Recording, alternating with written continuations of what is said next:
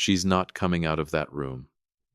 That's what my son-in-law's mother said to me, standing in her kitchen doorway at 11 at night in her reading glasses and her pearl earrings, like she was hosting a dinner party instead of hiding my daughter behind a locked door.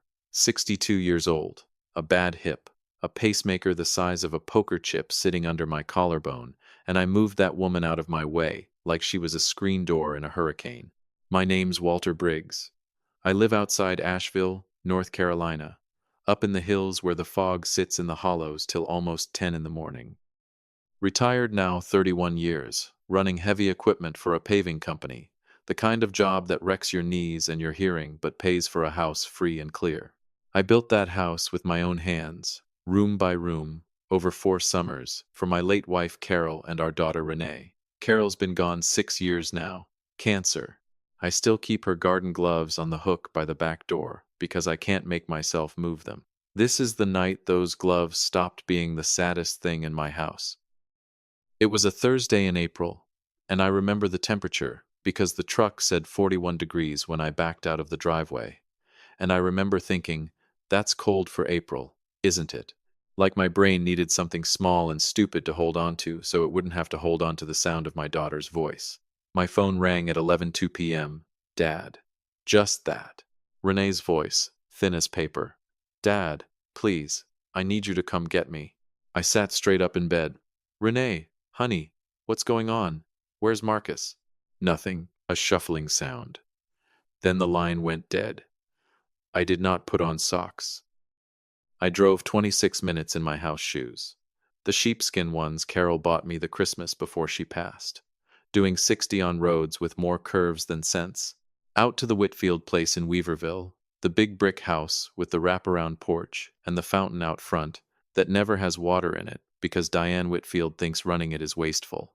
The porch light was on when I pulled in. Diane Whitfield, Marcus's mother, stood in the doorway in her bathrobe with her arms folded across her chest like she was guarding a bank vault. Walter. She said my name the way you'd say it to a delivery man who showed up at the wrong address.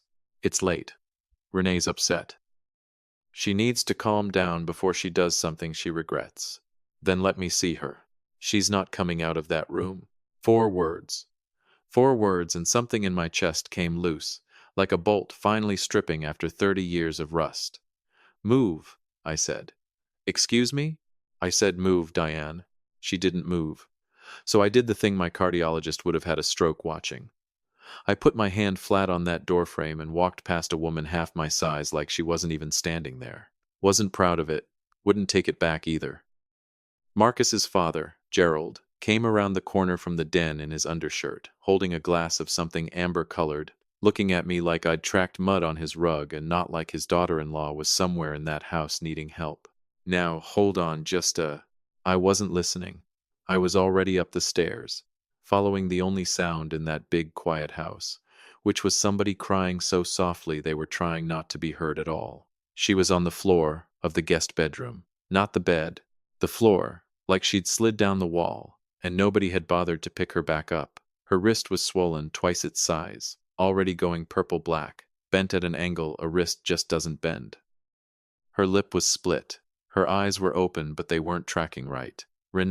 Renee, baby, look at me.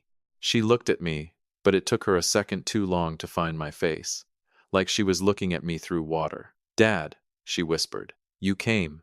What happened to your arm? My own voice didn't sound like mine. I turned around. Gerald was standing in the doorway now too, glass still in his hand. She fell, he said, down by the pool house. It's slick out there this time of year. And she's 29 years old, Gerald, not made of glass. This isn't from a fall. I looked at that wrist again. I've broken enough bones on job sites in 31 years to know a fall injury from a grab injury, and that was a grab injury, someone's hand closing hard enough to shatter bone. Where's Marcus? I asked. Silence. Diane's mouth opened, and nothing came out. That silence told me more than a written confession would have.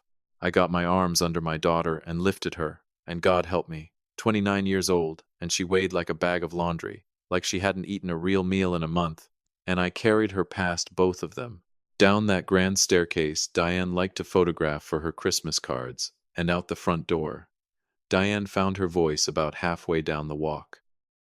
Walter, if you take her out of this house, you don't understand what you're starting. I stopped. I turned around and looked her dead in the eye, my daughter's blood already soaking through the shoulder of my jacket. Diane, you have no idea what you just started. I got Renee into my truck, an old Ford, blue, smells like WD-40 and cut grass, and drove straight to Mission Hospital in Asheville. Sat in that emergency room under lights so white they made my eyes ache, drinking coffee from a machine that tasted like a penny left too long on your tongue, watching the clock crawl toward 2 in the morning, hearing Diane's voice on a loop in my skull. She's not coming out of that room. Not she's resting. Not she had an accident. Not coming out. Like my daughter was a piece of furniture that belonged to that house, and not a grown woman with her own name. A doctor came out a little after 1 a. Young woman with tired eyes and a clipboard. Mr. Briggs, your daughter has a fractured wrist, 2 cracked ribs, and a concussion. We're keeping her overnight. Somebody did that to her, I said. That's not a fall. She sighed, the particular sigh of somebody who has had this exact conversation more times than she'd like to count. Your daughter told us she tripped on the pool deck, and her husband tried to catch her. That's the statement she gave us, sir, and she's a competent adult who's declined a forensic exam. My hands are tied on filing a police report unless she wants one filed. But I'm going to say this to you plainly, I'd strongly encourage her to talk to someone. There's a domestic violence advocate's number on the discharge paperwork. I sat with my daughter for 2 days in that hospital room, holding her good hand, watching a monitor beep, and thinking about every Sunday dinner I'd sat through at the Whitfield place, eating Diane's dry pot roast, telling myself Marcus was a good match for my girl because he had a law degree and a firm handshake. A firm handshake. That's what I built my whole judgment of that man on. On the second night, Renee finally really woke up. Eyes clear. Scared, but clear. Dad? I'm here, baby. You're safe. She grabbed my hand hard enough to hurt, cast and all. Did you go back to the house? Did you say anything to Diane? I got you out. That's all that matters right now. She shook her head, frantic. No, Dad, listen to me. Don't go back there. Don't call a lawyer. Don't say one word to Marcus. Please. That stopped me cold. Of every single thing I thought my daughter might say to me, don't fight back, was not one of them. Renee, after what he did to you, I know what he did. Her voice cracked, but her eyes didn't. I've known for almost a year, Dad. She reached over with her good hand, fumbled her phone off the nightstand, cracked screen and all, and turned it toward me. Bank statements. Screenshots. Months of messages. If you go after Marcus with your fists, his family's lawyers will eat you alive, and I'll be the one left holding nothing. We don't hit them, Dad. She looked at me the way her mother used to look at me right before she talked me out of something reckless. We outsmart them. 63 years old, and I'd spent my whole life thinking I finally understood my own kid, and in one hospital room I found out she'd been 3 moves ahead of all of us the entire time. I didn't sleep that night, and not because I was angry anymore, because for the first time since that phone call, I had a plan instead of a fist, and the Whitfields had absolutely no idea what was coming for them. You ever smile at somebody while you're quietly doing math on exactly what it's going to cost to take everything they have? I did. For 4 months straight. That's the part nobody tells you about real revenge, the kind that actually works, not the kind in the movies. It's slow. It's boring. It's spreadsheets at 1 in the morning and biting your tongue over Sunday roast while a man who broke your daughter's wrist passes you the green beans and says, "Try Mom's rolls, Walt. She made 'em from scratch." I tried the rolls. I smiled. I thought about federal sentencing guidelines and wondered if Gerald would still be bragging about his wife's baking from inside a visitation room. But I'm getting ahead of myself. Renee came home with me after the hospital, back to her old bedroom, the one with the faded horse wallpaper Carol never got around to replacing. First week, she barely said a word. Second week, she started talking fast, like she had to get it out before her nerve ran out on her. They restructured the family trust. She told me one night, laptop open on the kitchen table, the same table where she used to do long division. Grandpa Whitfield's land trust, the one that holds the orchard properties out toward Fairview. 2 years ago, Gerald's estate attorney drew up an amendment naming Marcus co-trustee.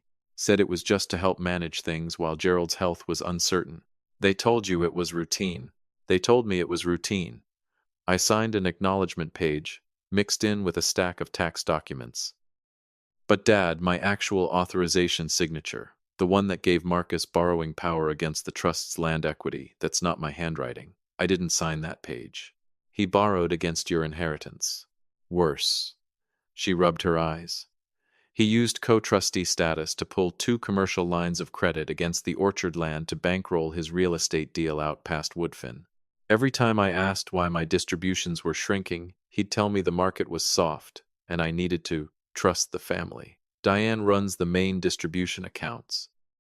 I got locked out of the online portal 8 months ago and didn't even clock it as strange until now. That's when it landed on me like a dropped engine block. This wasn't a bad marriage. This was a robbery, and my daughter had been the vault the whole time. Okay, I said, we get a lawyer. We can't. She shut the laptop. Gerald's firm has 3 former partners sitting on the county bench. Dad, you think we walk into a courtroom with some bank statements and win? They'll say I'm unstable. They'll say I've been drinking again since Mom died. They'll say you broke into that house and assaulted Diane. She paused. And you did. She wasn't wrong. That stung worse than I wanted to let on. So what then? We just let them keep it? We let them think they've already won. She looked at me, dead serious, in that same way her mother used to look at me. You always said once you fully retired you wanted to put money into something real, land, development. Something with the Briggs name on it. Marcus has been trying to raise capital for the Woodfin project for over a year. Gerald won't fund it, says it's too risky. But if a respectable, cash-heavy father-in-law suddenly wanted to bury the hatchet and invest serious money, I saw exactly where she was headed, and it scared me worse than any punch I never threw. They'd let you all the way in, she said. Bank, access, contracts, everything. And once you're in, you find what's actually sitting in that trust. You find what they did to it. And you make sure there's not a lawyer in Buncombe County slick enough to talk them out of what comes next. My daughter, 29 years old, sat at my kitchen table and built a financial trap with the calm of a surgeon laying out instruments. I taught this girl to check her oil and change a tire. When in the world did she learn to do this? The hardest part wasn't the plan. It was the acting. 2 weeks later, I called Gerald Whitfield myself, dialed a number I swore I'd never use again, and said words that damn near choked me coming out. Gerald, it's Walt. Listen, I've had time to sit with things. Families fight. I don't want to lose my daughter over pride. Can we talk? Dead air on the line. Then, Walt, glad you called. That's the mature thing to do. Mature. This man called me mature. I wanted to reach through the phone. We met at a steakhouse off Tunnel Road, the kind of place with red leather booths and a wine list heavier than a phone book. Gerald ordered the ribeye. I ordered the same, because matching a man's order is a cheap little trick, but it makes you look like you're on his team. Marcus's project, I said, cutting into my steak, keeping my voice slow and lazy. That mixed-use thing out past Woodfin. Heard good things through some old paving contacts. Gerald's eyebrows lifted. You've been asking around? I'm retired, Gerald. Got time on my hands and capital doing nothing but collecting dust in a savings account. I want a grandbaby someday to grow up around family that isn't fractured. We didn't have one yet. I let the lie hang there anyway, warm and soft, right where I wanted it. He bought it. I watched him bite down on that hook and not even feel it yet. What kind of number are we talking, Walt? Enough to make it real. I set my fork down. But I'll be straight with you, Gerald. If my money's going in, I need to see everything. Books, contracts, the trust structure, all of it. Never invested blind in my life. Not gonna start now. He smiled, big and easy, the smile of a man who thinks he's the smartest one at the table. Walt, that's just smart business. Respect it. You won't respect it in 4 months, Gerald. Smile now. Getting full access took 7 weeks. Lawyers, NDAs. A welcome to the family dinner where Diane actually hugged me at the door. Hugged me, the same woman who stood in a doorway, with her arms crossed, and told me my daughter wasn't coming out of that room. Now I was part of the family. Lady, I am the opposing counsel. You just don't know it yet. Renee and I worked nights after the house went quiet. Same kitchen table, laptop glowing, combing line by line through documents Gerald's accountant handed over far too easily because rich men who've never once been questioned stopped checking the locks on their own paperwork. We found the forged authorization page first, buried 2 years back in a stack of tax filings. Renee held it up to a birthday card she'd signed for her mother years before Carol passed. That's not my handwriting, she said, flat, staring at the screen. Dad, that's not even close. She was right. I'd watched that girl's handwriting change from crayon scrawl to a grown woman's signature over 29 years. This wasn't it. Then we found the loans, 2 of them, drawn against orchard land that was supposed to be Renee's inheritance, funneled straight into Marcus's failed strip mall venture from 3 years back. A failure Gerald had quietly absorbed and folded into trust debt Renee never knew existed. Then we found the part that took the air clean out of my lungs. A Keyman life insurance policy, $600,000, taken out on Renee through an online insurer, listing her as a silent guarantor on Marcus's new development LLC. Forged electronic signature, a dummy email address he controlled.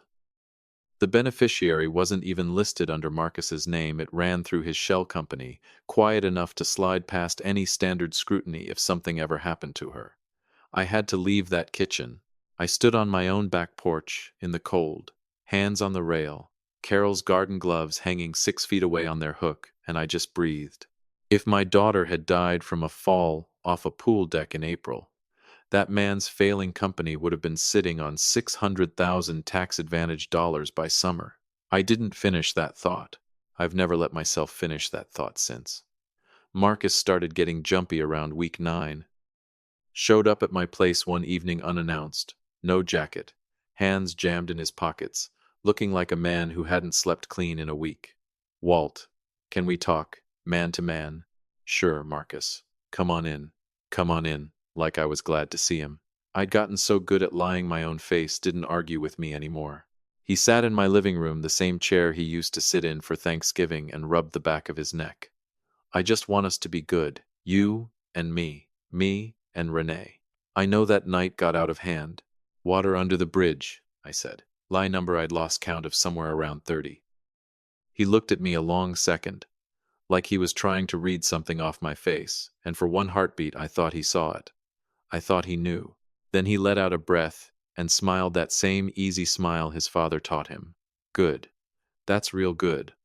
Walt, family's everything, right? Right, I said. Family's everything. Tomorrow, Marcus, your family's everything is going to cost you a whole lot more than you think. By week 11, we had all of it laid out on the table, the forged signature, the 2 unauthorized loans, a hidden insurance policy with timing ugly enough to make any investigator's eyebrows climb, 3 years of tax filings that didn't square, a trust bled slow and quiet by a family that passed the rolls at Sunday dinner while doing it. Renee printed the final folder herself. Her hands were steadier than mine. There's a closing meeting in 2 weeks, she said. Marcus is finalizing the full transfer of the orchard properties with Gerald's attorney. They think it's the last piece. They think they've already won. They think wrong. Then that's the day, she said, and for the first time in months, my daughter actually smiled, not the surviving smile she'd worn since the hospital, but something real underneath it. 2 weeks. 14 days until the Whitfields walk into a room expecting to take everything and walk out with nothing left to take. I'd waited 63 years to feel that particular kind of calm sitting right before a storm, worth every second of it. 2 weeks of Sunday dinner group texts. 2 weeks of Diane sending me casserole recipes I never once opened. 2 weeks of Gerald calling me partner over the phone, a word that crawled under my skin every single time. Carol used to tell me patience was my weakest muscle. I spent those 2 weeks training it like a man getting ready for a fight he couldn't afford to lose. The night before the meeting, Renee and I sat at that kitchen table one last time. Folders everywhere, coffee gone cold, her laptop open to an email she'd drafted and deleted 3 separate times. You sure about this? I asked her. She didn't look up right away.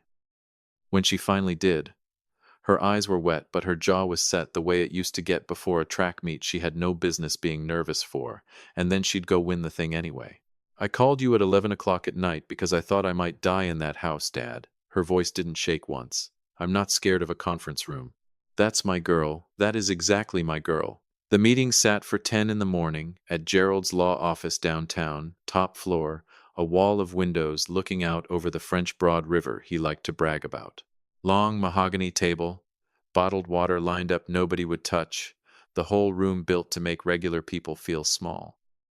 Gerald walked in first, suit pressed sharp, smile already loaded. Diane came behind him in pearls, like this was a garden luncheon and not a robbery in progress. Marcus came last, hands in his pockets, looking nervous for the first time in years. Maybe some part of him already knew. Men like Marcus always know somewhere underneath the cologne and the confidence they just don't let themselves believe it till it's too late. Walt. Gerald spread his arms wide like we were old war buddies. Glad we're finally getting this settled. Big day. Big day, I agreed. You have no idea, Gerald. We sat. Gerald's associate, young, slick, a watch too expensive for a man his age, slid the final transfer documents across the table toward Renee. Just need a signature here, Renee, and here. Finalizes the trust transfer into the Woodfin development account. Should have been wrapped up months ago, honestly.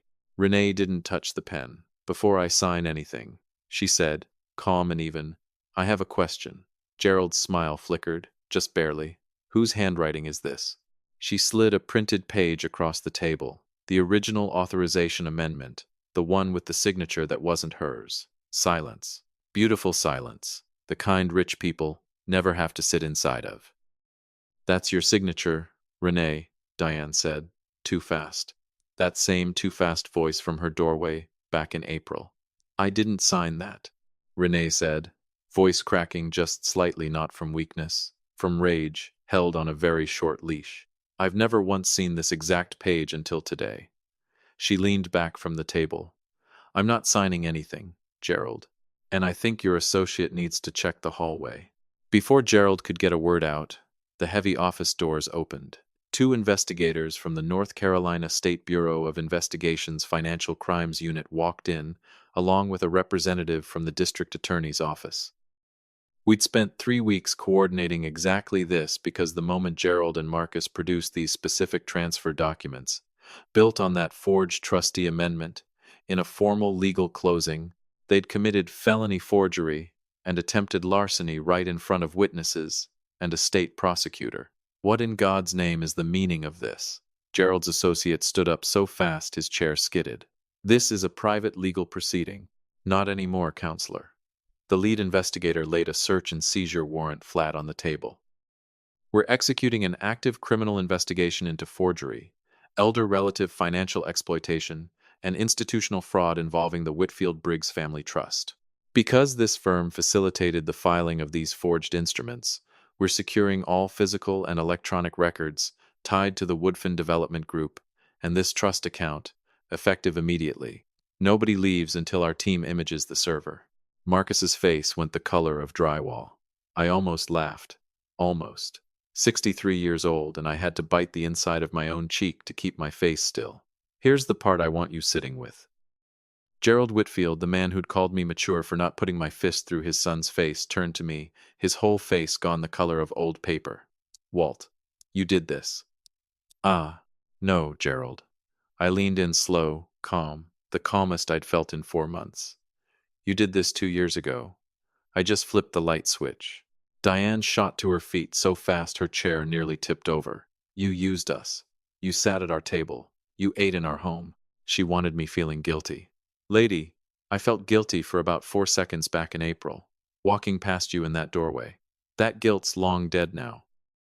You blocked a doorway, I said, looking her square in the eye, with my daughter bleeding on your floor, and told me she wasn't coming out of that room. You don't get to lecture me on what people deserve. She had nothing. First time since I'd met that woman, Diane Whitfield had absolutely nothing left to say. Marcus tried one last move, because of course he did. Men like him always think charm is a get-out-of-jail card. Renee, his voice went soft. The same voice he probably used the very first time he ever lied to her. Baby, you know I love you. Whatever they think they've got, we can talk about this. Just us. Baby. He called her baby, after everything. I had to grip the edge of the table to keep my seat. Renee looked at him a long moment, long enough that the whole room seemed to hold still, me included. Then she slid a divorce filing across the table, already drafted, already signed, dated for that very morning. I called my dad at 11 o'clock at night because I was scared I was going to die in your parents' house, Marcus. Her voice never wavered once. There is no version of just us. There never will be again, she stood. Oh, and the insurance policy you took out on me? Already reported, already flagged with the carrier's fraud division. I hope that development deal was worth it. If I live to be 100 years old, I will never forget the sound that room made. Nothing. Dead silence, the specific silence of three people realizing at the exact same moment that the game had ended long before they ever sat down at that table. It took nearly 5 months for the whole thing to unravel after that morning, the slow, satisfying kind of collapse you never see in a movie but you sure as hell feel in real life. A handwriting expert confirmed the forgery inside of 3 weeks, and the trust amendment got thrown out entirely. Every dollar moved out of Renee's inheritance got traced, frozen, and clawed back through the fraud investigation, every cent with interest. Gerald's firm opened an internal review that ended with him quietly stepping down from the partnership, for personal reasons, which is lawyer speak for we can't be seen standing anywhere near this man. Marcus's development deal folded within weeks once his lenders caught wind of federal and state investigators circling his name. Word travels fast in a town the size of Asheville. Nobody in commercial real estate wants to shake hands with a man under investigation for taking out a secret insurance policy against his own wife. Both Marcus and Gerald were indicted the following spring, Marcus on charges of forgery, financial exploitation of a family trust, and insurance fraud, Gerald on charges of facilitating fraudulent instruments through his firm. Marcus took a plea deal that landed him 3 years, with the insurance fraud charge alone carrying enough weight that no judge in that courthouse was inclined toward leniency. Gerald lost his license to practice law entirely. Diane lost the one thing I believe she cared about more than any of it, her image. The dinner invitations stopped. The garden club stopped calling. Word gets around a town this size fast, and a family that tried to quietly rob their own daughter-in-law doesn't keep a seat at anybody's table for long. Renee got every dollar of her inheritance back, plus damages, plus interest. She filed for divorce that same week, and it was finalized 4 months later on an ordinary Tuesday morning, no shouting, no dramatics, just paperwork and a judge's signature, which turned out to be 100 times more satisfying than any courtroom shouting match could have ever been. I picked her up from the courthouse that day. Same old Ford, same smell of WD-40 and cut grass. She climbed in, buckled her seatbelt, and just breathed for a second. A real breath, the kind you don't even notice you've been missing until it finally comes back to you. You okay? I asked her. She looked out the window at the courthouse, shrinking in the side mirror. Yeah, Dad, I'm okay. 10 months earlier, I'd carried this girl out of a house at 11 at night, not knowing if she'd wake up the next morning. Now she was walking out on her own 2 feet, richer, freer, and stronger than every last person who'd ever tried to make her small. I didn't say another word the whole drive home. Didn't need to. Some victories are loud, courtrooms, headlines, big speeches people remember for years. Ours was quiet. Just an old man driving his daughter home in a truck that smells like cut grass, knowing full well the people who hurt her were going to spend a long, long time picking up the pieces of everything they thought they could take from her. They figured money made them untouchable.